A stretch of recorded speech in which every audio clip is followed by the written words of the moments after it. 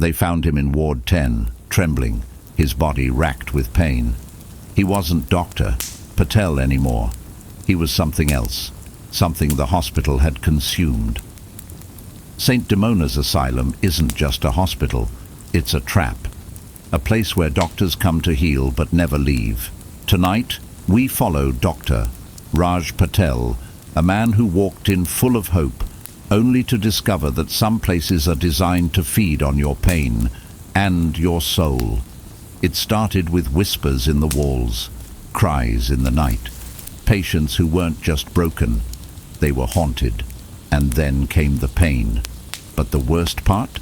Dr. Patel never saw it coming.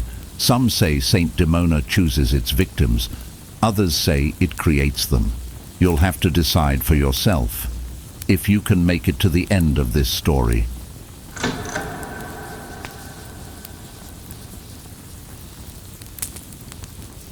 Dr. Raj Patel was thrilled when he landed a position at St. Demona's Asylum, a remote psychiatric hospital known for its unique, if not unorthodox, treatments. It was an opportunity to build his name, to be part of the elite, and perhaps, he dared to dream, even bring change to the murky world of psychiatric care.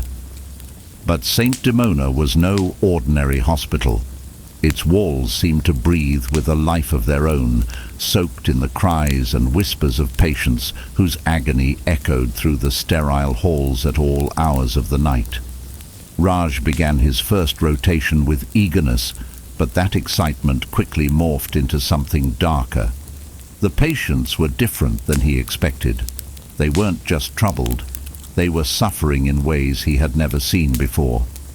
His first patient, an elderly man with hollow eyes, gripped his hand and whispered, "They're waiting for you, doctor. They'll feed on your pain too." Raj dismissed it as delusional rambling, but each night the screams grew louder.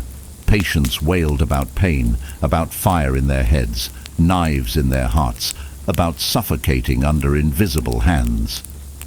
And then, after his second week, the real torment began. Raj found himself waking up in the middle of the night, gasping as his chest throbbed with excruciating pain, as if he himself were having a heart attack. During rounds, he'd be struck by blinding migraines so intense that he could barely see. By the end of each day, he was drenched in sweat, barely holding himself together. One evening, he approached the hospital administration, a small team led by the eerily composed Dr. Lysander Hawke. With a smile that didn't reach his eyes, Hawke listened to Raj's concerns, nodding with what almost seemed like amusement. "Ah, yes, Dr. Patel," Hawke said, his voice as smooth as oil. "St. Demona is special. Our patients suffer deeply, but you'll learn with time that they have unique ways of sharing their pain." Raj tried to press further, asking about past residents, about the history of the wing, but each question was met with a cold smile and a new assignment. And then Hawke ended their conversation with a cryptic line, "Some people come here to heal, others come here to stay." Over the next few nights, the pain grew unbearable. Raj tried to leave, to walk out of the hospital, but somehow he'd always find himself right back inside, standing at the door to Ward X. It was as if the hospital itself wouldn't let him go.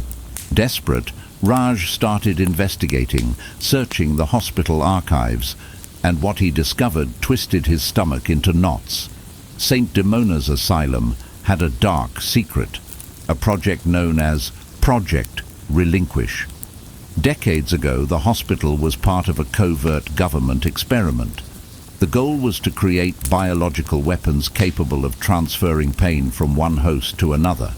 Patients were selected as subjects, forced to endure unimaginable torment, their suffering amplified and then shared. This wasn't just a hospital for the mentally ill, it was a breeding ground for weaponized suffering.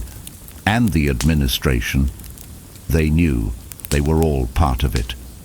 The hospital's senior staff were all willing participants, using new residents as unwitting vessels for these tormented spirits. Dr. Patel was merely the latest in a long line of doctors fed to this twisted machine, destined to absorb the pain of the damned until he too became part of them. In a final act of desperation, Raj confronted Dr. Hawk, demanding answers, but Hawk only chuckled, his face cold and devoid of sympathy. "You don't understand, Dr. Patel," he said. "This is your fate. Saint Demona has always needed someone to carry its burdens. You are here because you were chosen, and soon enough you'll join them. We all do." Raj's world spun as he felt the walls closing in around him. His body was racked with pain, each nerve igniting like fire, each muscle spasming in agony. He staggered, collapsing against the wall, his vision blurring as Hawk's face loomed over him. "Welcome to the family, Doctor Patel," Hawk whispered. "You'll fit right in." They found him the next morning, lying unconscious in the abandoned halls of Ward X. And when he woke, he was no longer Dr. Raj Patel. He was patient number 42, a broken man, another soul bound to Saint Demona, forever a part of its twisted legacy. And so, the cycle continues. Each year, a new doctor arrives, filled with hope and ambition, only to be consumed, leaving behind only echoes of their pain. The screams in the night. Those are the voices of the doctors who came before, who, like Raj, will never leave. So, what do you think? If you were Dr. Patel, would you have stayed and fought, or run the moment you heard those whispers? I'd love to hear your thoughts. What do you think is the darkest secret of Saint Demona's asylum? Drop a comment below. Let's unravel this mystery together. If this story gave you chills, don't forget to hit that like button. It really helps the channel grow. And if you know someone who loves a good scare, share this video with them, if you dare. Oh, and don't forget to subscribe and turn on notifications. We've got more tales of terror waiting to find you. Until next time, stay curious, but tread carefully. Some doors are better left unopened.